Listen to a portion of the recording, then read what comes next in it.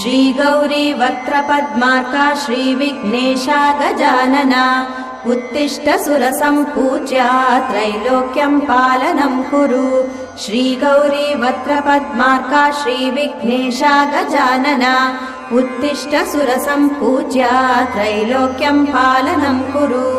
उत्तिष्ठोत्तिष्ठ हेरम्बा उत्तिष्ठ गणनायका उत्तिष्ठ करुणापूर्णा भक्तानां भाग्यदायका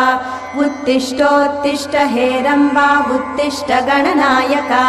उत्तिष्ठ करुणापूर्णा भक्तानां भाग्यदायका श्रीयाकुवाहन शिवात्मज दिव्यगात्रा श्रीभिन्नदन्तधनुजान्तक सूक्ष्मनेत्रा